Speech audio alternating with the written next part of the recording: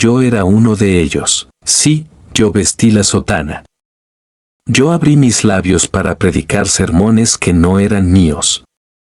Yo enseñé lo que me dijeron que debía enseñar. Y durante años, lo hice convencido de que estaba sirviendo a Dios. Pero hoy, si me estás escuchando, es porque quiero contarte algo que puede que no te guste. Pero que necesitas oír, porque si supieras lo que vi, nunca volverías a confiar en ellos. Mi nombre es Julián. Y durante más de 20 años fui sacerdote en una diócesis al norte de México. Desde joven, sentí un deseo profundo de servir. Mis padres eran devotos católicos.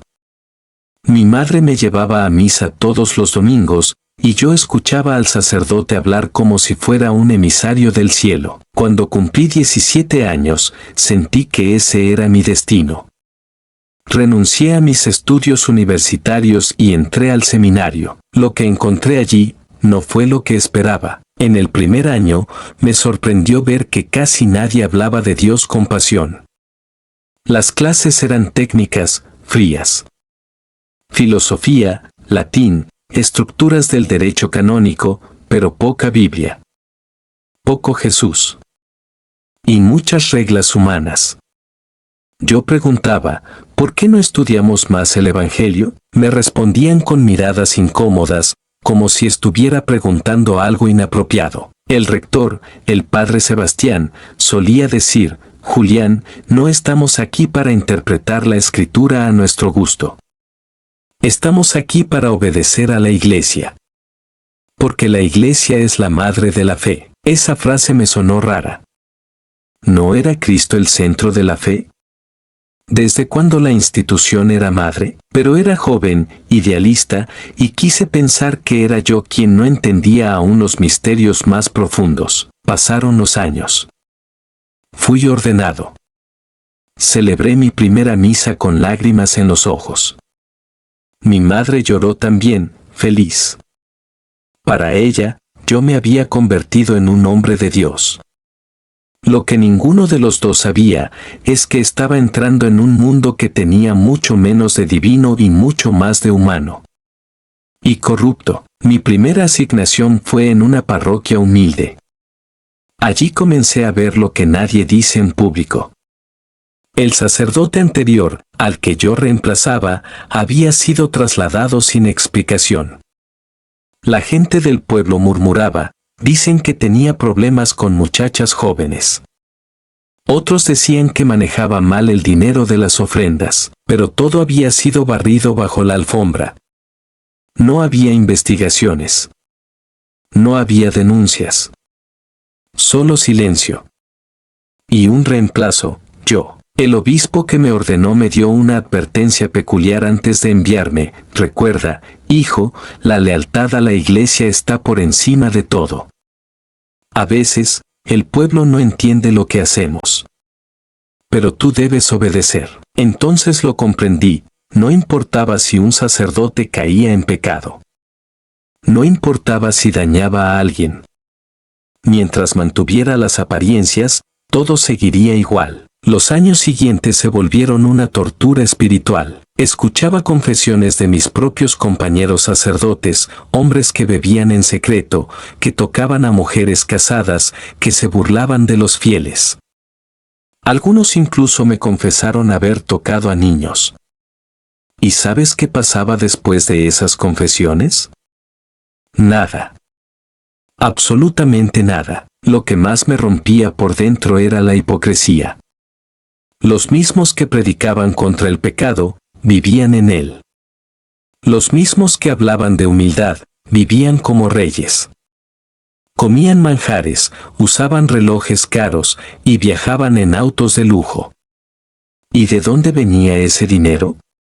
De los bolsillos de la gente sencilla, de los pobres que creían estar ayudando a la obra de Dios. Una noche no pude más. Caí de rodillas en mi habitación y lloré como un niño. Le dije a Dios, ¿dónde estás, Señor? ¿Por qué me trajiste aquí? ¿Por qué me hiciste creer que esto era tu iglesia? Y en medio de ese silencio, sentí algo extraño, como si Dios no estuviera en ese lugar.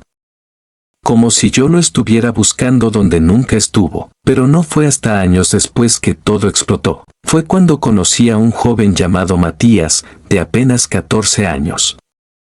Su madre vino llorando un día al confesionario y me dijo algo que me heló la sangre. Padre, mi hijo fue tocado por el padre Eliseo. Le pidió que no dijera nada. Pero mi hijo ya no duerme. Tiene pesadillas. Se hace pipí en la cama. Está asustado. Mi corazón se detuvo. Le dije que debía denunciarlo, pero ella me miró con terror. No puedo. El padre Eliseo es poderoso. El obispo lo protege.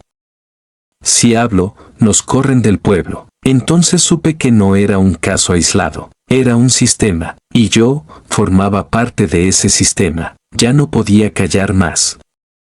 Sabía que hablar me costaría todo, mi puesto, mi nombre, quizá hasta mi seguridad. Pero también sabía que callar me costaría el alma. Y fue en ese momento cuando decidí buscar a Dios fuera de los muros de esa institución. Comenzó un proceso doloroso, pero necesario. Y en el siguiente capítulo te contaré cómo enfrenté al poder, cómo intentaron silenciarme y cómo encontré la fe que nunca me enseñaron dentro de la Iglesia Católica. Decir la verdad suena tan sencillo, ¿verdad? Pero cuando la verdad amenaza un sistema de poder, decirla es como encender fuego en un cuarto lleno de gasolina.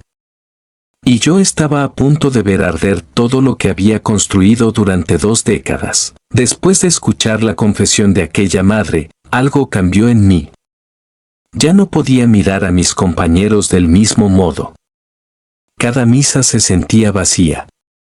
Cada sermón que daba sonaba falso, porque sabía que estaba rodeado de tinieblas disfrazadas de luz. Tenía la Biblia en mis manos, pero el sistema me exigía que cerrara los ojos. Pero decidí abrirlos. Fui a hablar con el obispo personalmente. Llevaba notas, nombres, fechas, incluso algunas grabaciones de conversaciones que había tenido con otros sacerdotes. Sabía que era peligroso. Pero si uno no está dispuesto a arriesgarse por los inocentes, ¿entonces para qué sirve la fe? Excelencia, le dije al obispo mientras cerraba la puerta de su despacho. No puedo seguir callando. Usted debe saber lo que el padre Eliseo hizo. Tengo pruebas. Él me miró en silencio por unos segundos, y luego suspiró, como si le diera pereza lo que estaba por venir. ¿Qué esperas lograr con esto, Julián? Me preguntó con voz seca. ¿Que el Vaticano venga corriendo a resolverlo? No seas ingenuo. Estas cosas se manejan internamente. ¿Internamente? Respondí, temblando. Hay un niño destruido, monseñor. Esto no se maneja con silencio. Su rostro cambió. Su voz se volvió dura. Te lo advierto, hijo, por tu bien. Si decides continuar por ese camino, vas a descubrir que la Iglesia puede ser muy misericordiosa, pero también sabe defenderse. Ahí lo supe. No era un pastor al que me enfrentaba. Era a una maquinaria. A un sistema que protegía su imagen más que a los indefensos. Que defendía sotanas en vez de almas. Salí de ese despacho con un peso en el alma, pero también con la claridad de que ya no podía mirar atrás. Días después, comenzaron los ataques. Primero fueron los murmullos. Algunos feligreses comenzaron a decir que yo estaba confundido espiritualmente. Luego, desde el púlpito, otro sacerdote dijo sin nombrarme, hay ovejas que se creen pastores. Pero el que se aparta del redil, se pierde. Después vinieron las visitas amistosas de otros clérigos. Querían hablar. Aconsejarme. Decirme que estaba dejando que la amargura entrara en mi corazón. Pero el colmo fue cuando recibí una carta oficial de la diócesis informándome que sería trasladado a una parroquia rural por motivos de renovación espiritual. En realidad, me estaban exiliando.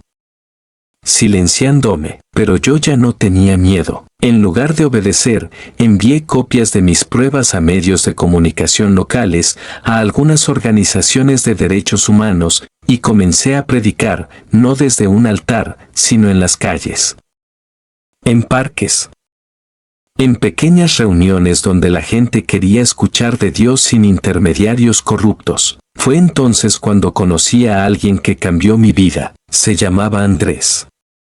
Un hombre sencillo, albañil, de esos que muchos ignorarían. Me escuchó predicar un día en una plaza y me dijo: hermano, lo que dices no lo he oído en ninguna misa. Eso que hablas se parece al Cristo que leía en mi Biblia. ¿Dónde aprendiste eso? Le respondí, con lágrimas en los ojos. Lo aprendí cuando todo se me cayó encima. Cuando me quedé sin templo, y encontré a Dios en la verdad. Andrés me invitó a su casa. Allí, en una sala humilde con sillas de plástico y una Biblia abierta sobre la mesa, conocí a un pequeño grupo de creyentes evangélicos. No tenían liturgias complejas ni imágenes de santos. Solo la palabra, la oración y un amor por Jesús que me conmovió profundamente. Una mujer anciana se me acercó y puso su mano sobre mi hombro. Dios te está sanando, hijo. Él te sacó de Egipto, ahora viene el desierto. Pero después, la tierra prometida. Esa noche no dormí. Lloré. Mucho. No de dolor, sino de alivio. Porque por fin entendía algo, nunca había servido a Dios realmente. Solo había servido a un sistema, y ese sistema ahora me odiaba, pero lo volvería a hacer 1000 veces si es necesario, porque el precio de decir la verdad es alto, pero el precio de callarla es el alma. Dios me sacó del templo, y me llevó al desierto, literal y espiritualmente. Sin sueldo, sin techo, sin sotana. Sin nada que me identificara como el padre Julián. Solo un hombre con una Biblia, una convicción y muchas dudas aún. ¿Por qué aunque había dicho la verdad, por qué dolía tanto? Mis antiguos amigos del clero me ignoraban. Algunos que antes me abrazaban después de misa ahora cruzaban la calle para no saludarme. Perdí a mi familia espiritual. Incluso mi madre, una mujer devota que creía que la iglesia era perfecta, me llamó llorando. ¿Qué hiciste, Julián? ¿Por qué te rebelaste contra Dios? No tenía palabras. Solo silencio. Porque el desierto no tiene ecos. En el desierto, Dios te habla, pero al principio, solo se escucha el viento. Empecé a vivir de la ayuda de personas como Andrés. Unos me daban comida, otros una cama donde dormir. A veces ayunaba porque no había que comer. No era voluntario, era necesidad. Y, sin embargo, algo hermoso sucedía en medio de esa escasez. La presencia de Dios se volvía más real que nunca. En la soledad del parque, en la noche fría con una cobija prestada, en las oraciones con campesinos que nunca pisaron un seminario, encontré al Cristo vivo. No el de las estatuas, no el de las liturgias interminables, sino el que camina con los marginados, el que llora con los rechazados, el que abraza al leproso sin miedo al que dirán. Una noche, mientras oraba bajo un árbol, le grité a Dios: ¿dónde estás? No me saques del templo para matarme en el desierto. Y sentí una voz suave, no en mis oídos, sino en lo más profundo del alma. ¿No fui yo quien llevó a Elías al arroyo? ¿No fui yo quien alimentó a Israel en el desierto? No te traje aquí para destruirte, sino para darte una nueva identidad. Ya no eres sacerdote, ahora eres hijo. Caí de rodillas, llorando como un niño. Por primera vez, no por miedo, sino por gratitud. Poco a poco, mi predicación comenzó a atraer a más personas. No por mí. No tenía carisma de show, ni micrófono, ni altar. Pero sí tenía algo que pocos en mi antigua vida poseían: testimonio. Y eso abre más corazones que cualquier homilía preparada. Una mujer viuda me dijo una vez: Escucharlo a usted me hizo volver a orar. Creía que Dios me había olvidado, pero ahora sé que Él estaba esperando que lo buscara de verdad. Empezamos a reunirnos en casas, luego en patios, luego bajo techos prestados. No era una iglesia oficial. No había jerarquías. Solo una familia rota que estaba siendo sanada por la verdad. Por Jesús. Un día, Andrés me entregó una Biblia con mi nombre grabado en la portada. Dentro, una nota escrita a mano. Julián, el sistema te expulsó, pero el reino de Dios te adoptó. Esa frase se clavó en mi alma. Había sido expulsado, sí. Pero ahora entendía por qué. Jesús no fue crucificado por ser malo. Fue crucificado por decir la verdad en medio de una religión podrida. Por denunciar lo que todos callaban. Por amar sin filtros. Y si a Él lo odiaron por eso, ¿qué derecho tenía yo de quejarme? El fuego de la verdad nunca queda oculto por mucho tiempo.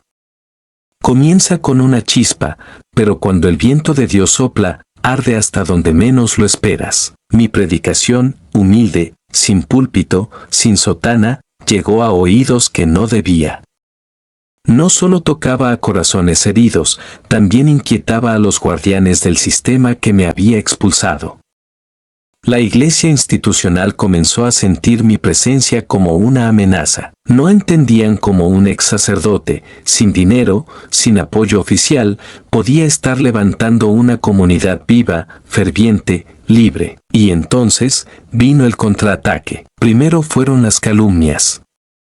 Me acusaron públicamente de estar desviado doctrinalmente, de haber perdido la fe, incluso de aprovecharme de gente pobre para levantar una secta. Sacaron fotos mías manipuladas, montaron entrevistas con personas pagadas que aseguraban que yo pedía dinero a cambio de sanidad espiritual, pero yo no respondí. Aprendí del Maestro, Jesús callaba ante sus acusadores. Mi defensa no eran mis palabras, era mi vida. Luego, vino lo peor, una carta formal del arzobispado enviada a todos los templos de la región. En ella, se pedía que se advirtiera a los fieles sobre mi influencia nociva y se me prohibía la entrada a cualquier templo católico en el país. Fui oficialmente excomulgado. Cuando recibí esa noticia, me temblaron las manos. Parte de mí aún era humano. Aún dolía ver cómo el lugar donde serví 20 años ahora me trataba como apestado. Pero también algo se quebró dentro de mí, y para bien, porque ese día entendí algo definitivo. No necesitas un templo para tener comunión con Dios. Solo necesitas su presencia. Mientras los templos me cerraban las puertas, los hogares me las abrían. Las plazas eran mi altar. Las lágrimas de los conversos eran mi incienso. La Biblia, mi único manual. Una noche, un grupo de hombres encapuchados me interceptó cuando salía de una reunión. Me golpearon. Me advirtieron que dejara de predicar. Uno de ellos, antes de irse, me escupió y dijo, «No eres nadie. Solo un ex cura frustrado. Nadie te va a seguir». Pero al día siguiente, más de 200 personas llegaron al parque donde predicaba, preguntando si estaba bien. Habían escuchado los rumores, y lejos de asustarse, se encendieron. Ese fue el día que Dios me habló con fuerza. No temas, Julián. Ya no eres uno, ahora eres muchos. Es hora de levantar mi iglesia. Y así comenzó. No la iglesia de ladrillos, sino la del Espíritu. Una comunidad sin nombre oficial, sin jerarquías, sin rituales vacíos. Solo personas con hambre de Dios, con sed de justicia, con corazones dispuestos a sanar. Andrés, mi amigo albañil, me miró una noche después de una de nuestras reuniones más grandes y me dijo, «Hermano, creo que ya no estás en el desierto. Creo que has llegado a la tierra prometida». Sonreí. Pero sabía que no era el final, sino el principio. Recibí un llamado, no solo predicar, sino formar obreros. levantar hombres y mujeres que no dependan de sotanas ni estructuras humanas, sino del poder del Espíritu Santo. Y así comenzó la verdadera obra. Hoy, años después, miro hacia atrás, y no cambiaría nada. No me arrepiento de haber dejado la sotana. No me arrepiento de haber dicho la verdad. No me arrepiento de haber atravesado el desierto, porque en ese proceso, no perdí mi ministerio, descubrí mi propósito. A ti, lector de esta historia, quiero decirte algo con el corazón abierto. Quizás estás atrapado en un sistema que aparenta ser de Dios, pero no lo es. Quizás sientes que lo que escuchas desde el púlpito ya no resuena con el fuego que alguna vez ardió en tu interior. Quizás has sentido que la iglesia que conoces ha olvidado al Cristo vivo y se ha casado con el poder, la política y el dinero. Sal de ahí. Busca al Dios verdadero.